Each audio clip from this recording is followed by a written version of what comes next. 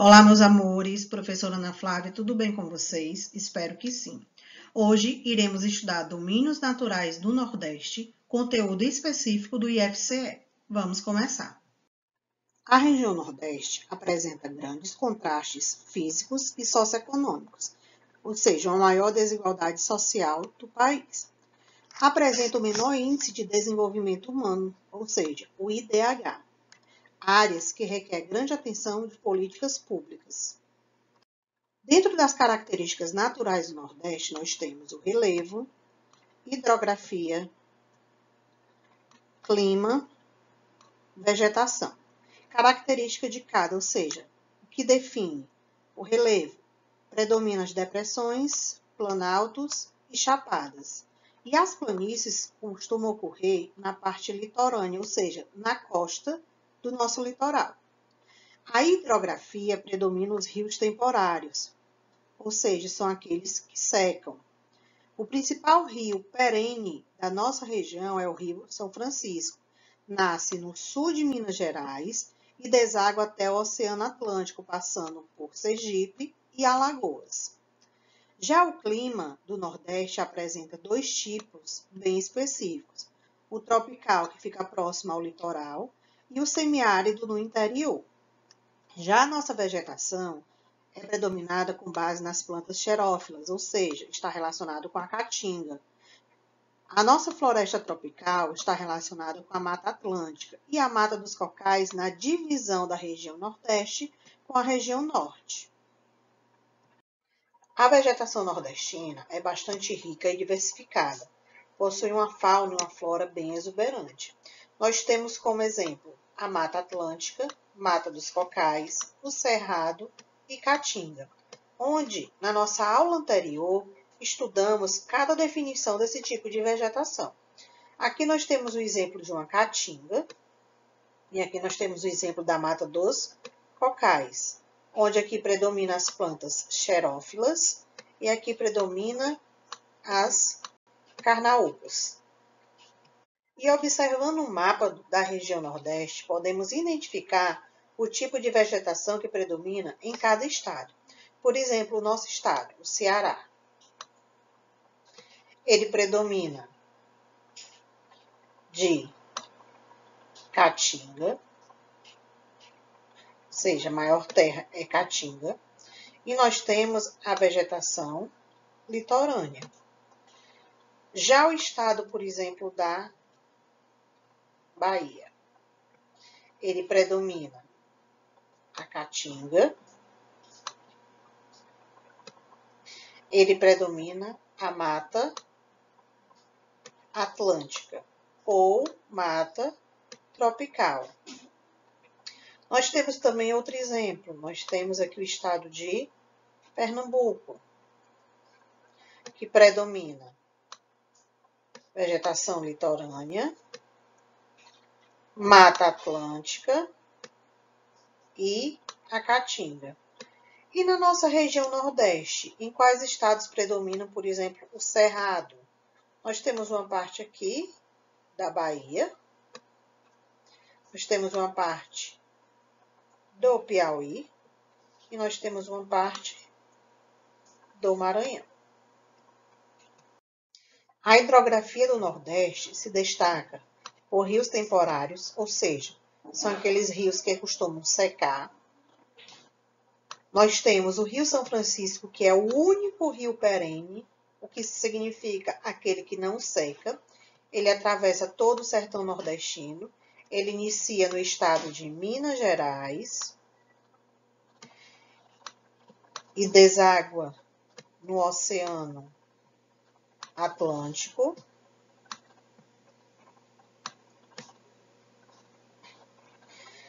Ele é um rio de planalto, conhecido como Velho Chico. Esse rio ele é utilizado para irrigação, transporte, pesca e produção de energia elétrica. O assoreamento e o desmatamento da mata ciliar também está relacionado com o percurso do Rio São Francisco. Vamos estudar agora as sub-regiões do Nordeste, que usa os seguintes critérios: clima, vegetação, relevo, hidrografia e os problemas sociais. São essas sub-regiões: Zona da Mata, Agreste, Sertão e Meio Norte. Vamos conhecer cada uma delas. Agora no mapa vamos identificar as sub-regiões. Na parte laranja nós temos o Meio Norte, que abrange o estado do Maranhão e parte do Piauí. Na parte amarela, nós temos o Sertão, que abrange o estado do Ceará, parte do Piauí, da Bahia, Pernambuco, Paraíba, Rio Grande do Norte, um pedaço de Alagoas e de Sergipe. Na parte roxa, nós temos o Agreste, que pega os estados do Rio Grande do Norte, Paraíba, Pernambuco, Alagoas, Sergipe e Bahia. E na parte verde, nós temos a Zona da Mata, que pega a parte litorânea, e especificamente as capitais de cada estado: Natal, João Pessoa, Recife, Maceió, Aracaju e Salvador. Então, para ficar bem claro, a região Nordeste tem 4 sub-regiões: Meio Norte, Sertão, Agreste e Zona da Mata. Agora vamos conhecer as características de cada tipo de sub-região, começando com a Zona da Mata. A Zona da Mata é a região mais próxima do litoral e tem solos férteis. Possui a maior concentração populacional. A sua atividade predominante está voltada ao comércio, indústria e turismo. A Zona da Mata é subdividida em 3 regiões: Zona da Mata Açucareira, Zona do Recôncavo Baiano e a Zona do Cacau. Ela é uma sub-região nordestina, localizada no litoral do Nordeste, pegando do Rio Grande do Norte, como vimos anteriormente, até a Bahia. Primeiro local de exploração do Brasil foi na Zona da Mata, com a exploração do pau-brasil no início da colonização, onde ocorreu o nosso desmatamento da Mata Atlântica. Foi mais desenvolvida e industrializada da região, ou seja, a parte mais desenvolvida da região, a parte litorânea, e apresenta grandes problemas sociais com relação a moradias irregulares, desempregos e baixos salários. Então, vimos que a Zona da Mata ela é subdividida em 3 partes: Zona da Mata Açucareira, Zona do Recôncavo Baiano e Zona do Cacau. Vamos entender melhor cada um. Zona da Mata Açucareira. Sua localização se estende do Rio Grande do Norte ao norte da Bahia. É caracterizada pela monocultura da cana-de-açúcar, ou seja, a produção de açúcar para a importação e exportação. Já a zona do Recôncavo Baiano localiza-se em torno da cidade de Salvador e se destaca pela produção do petróleo, com cerca de 35% da exploração total do Brasil, além do cultivo do tabaco, ou seja, do fumo. Temos também a zona do cacau, localizada no sul da Bahia, principalmente nas cidades de Ilhéus e Itabuna. É caracterizado pela produção do cacau, que é a principal atividade econômica da região. Agora temos o Agreste, a nossa segunda sub-região do Nordeste.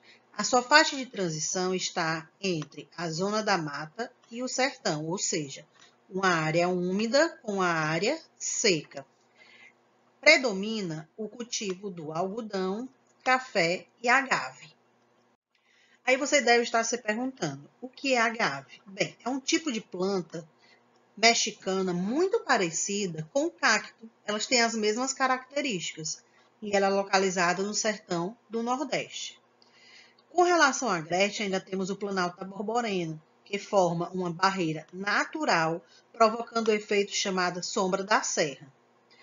O agreste é uma sub-região nordestina, como já vimos, localizado numa área seca, que é o sertão, e uma área úmida, que é a zona da mata, ou seja, uma faixa de transição. Sua vegetação predominante é a caatinga e a Mata Atlântica. É relacionado com os minifúndios policultores, ou seja, pequenos agricultores. Os maiores produtos cultivados nessa área: feijão, milho, mandioca, café, algodão e o agave, que eu acabei de explicar a vocês. Tem também a pecuária, com relação a derivados do leite, e a indústria de calçados, móveis e têxteis. Aqui nós temos o exemplo do Planalto da Borborema, que realiza uma barreira natural, ou seja, é fronteira entre Minas Gerais e Bahia. Então, impede que os fortes ventos ultrapassem essa região. Nós temos o vento vindo nessa região e, ao se chocar com as paredes do Planalto da Borborema, o vento volta. Então, ele não consegue ultrapassar e assim deixa parte do Nordeste brasileiro com um clima muito seco. Agora vamos para a nossa terceira sub-região, o sertão, que é a maior sub-região do Nordeste. Corresponde à grande área do polígono de seca. Predominantemente temos as plantas xerófilas, ou seja, os cactos e a vegetação da caatinga. O solo raso em decorrência do baixo índice pluviométrico, ou seja, pouca chuva. E pequenas áreas agricultáveis próximas ao pouco rio perene que existe na região. Lembrando que na região Nordeste existe apenas um rio perene, que é o Rio São Francisco. Todos os outros rios são rios temporários. E chegamos à nossa quarta e última sub-região, meio norte. Localizada no estado do Maranhão e parte do Piauí, a sua vegetação de cocais apresenta uma faixa de transição entre o clima úmido e o clima seco, onde o estado do Maranhão faz fronteira com a região norte, por isso ele tem esse clima úmido, e a região nordeste representa o clima seco. A sua economia é baseada na soja, algodão e arroz, além do extrativismo vegetal, o babaçu e a carnaúba. Também nessa área tem a parte pecuarista, com a criação de gado, e uma outra atividade, que é a portuária, para a exportação dos produtos. Então, para ficar bem claro, o meio norte ocupa todo o estado do Maranhão e parte do Piauí. A sua faixa de transição está entre a região norte e o sertão nordestino, região norte com clima úmido, nordestino com clima seco. A sua vegetação predominante é a mata dos cocais. O extrativismo vegetal, que é o babaçu e a carnaúba, são utilizados para a indústria de cosmético. Temos a criação de gado, que é a pecuária. A agricultura, que vimos o algodão, o arroz. E nós temos recentemente a soja entrando nesse processo. E temos também a exploração dos minérios, que faz parte de uma exportação portuária. Então, aqui podemos identificar essa faixa de transição entre a região norte e a região nordeste. Ele fica ao meio, estado do Maranhão e o estado do Piauí. Agora vamos entender o que são os polígonos da seca. Bem, o nosso sertão nordestino, nós temos o Rio Jaguaribe e o Rio São Francisco, que são os principais rios da região nordeste. Um temporário e um perene, ou seja, seca e não seca, mas um abastece o outro, então consegue manter uma estrutura. As regiões localizadas entre a região Nordeste e o norte de Minas Gerais está relacionado com esse polígono da seca, como vimos anteriormente sobre a questão do Planalto da Borborema, ou seja, por que não passa esse clima frio, permanece clima quente no Nordeste? Porque a serra barra os fortes ventos. É reconhecido pelo governo federal com a questão da seca e a necessidade de ajudar as famílias do sertão. Passa por longos períodos de estiagem, ou seja, a falta de chuva, muitos anos sem chover. E a criação de políticas contra a seca prolongada, ou seja, ajudar essas famílias, principalmente com doação de alimentos e um programa chamado de cisterna no sertão nordestino, que são as caixas d'água que os carros-pipas vão reabastecer uma vez por mês. E aqui nós temos alguns exemplos desses projetos que foram criados tanto pelo governo federal como pelo governo dos estados do Nordeste. Cisternas, açudes, transposição da água do Rio São Francisco, irrigação. Parte dessa água será levada até os rios temporários do Nordeste. E o projeto que é muito polêmico. Quem são realmente beneficiados? Ou seja, quem é beneficiado com essa água, com essa transposição do Rio São Francisco? Será que são os grandes agricultores? Ou será que são os pequenos agricultores? Será que as famílias do sertão realmente são beneficiadas com esse projeto? É um grande questionamento que fica na nossa cabeça. Aqui podemos observar a transposição do Rio São Francisco, ou como muitos costumam chamar de Velho Chico. Ele está relacionado com um grande potencial hidrelétrico e o principal rio de abastecimento é o Rio São Francisco, onde o Rio São Francisco nasce no estado de Minas Gerais, sobe pela região nordeste do estado da Bahia, passando por Pernambuco, Alagoas e em Sergipe, chegando ao Oceano Atlântico. Um dos objetivos da transposição do Rio São Francisco é levar as águas do rio perene para abastecer os rios temporários. Então, esse objetivo fez com que a construção dessa transposição criassem dois eixos, o eixo norte e o eixo leste, que vamos ver mais adiante. Mas aqui vocês podem observar o percurso do Rio São Francisco, e ele deságua no Oceano Atlântico. E aqui nós temos as duas divisões, o eixo norte e o eixo leste, ou seja, o deslocamento para reabastecer o sertão nordestino e ajudar as famílias mais necessitadas. Então, como vimos anteriormente, o Rio São Francisco, ele nasce no estado de Minas Gerais, ele sobe pelo estado da Bahia. Então, aqui nós temos a representação do Rio São Francisco. E aí, nesses dois eixos, ocorrem os canais de construção, que levam essa água para abastecer os rios temporários. O eixo norte, ele desce para o Rio Salgado, para o Rio do Peixe, para o Rio Jaguaribe, para abastecer os estados do Ceará, do Rio Grande do Norte e uma parte da Paraíba. Já o eixo leste, ele tem o seu percurso para abastecer o rio Mochotó, que vai gerar água para o estado de Pernambuco, e abastecer o rio Paraíba, que vai gerar água para a parte da Paraíba. Então, para ficar bem claro, a transposição do Rio São Francisco, ele tem o desvio, o percurso do rio para abastecer o eixo norte, que são os estados do Ceará, Rio Grande do Norte, parte da Paraíba, e o eixo leste para abastecer a outra parte da Paraíba, Pernambuco e uma parte de Alagoas. E aqui concluímos a nossa parte sobre o IFCE. Um cheiro no coração de cada um. Fiquem com Deus e até a próxima. Tchau!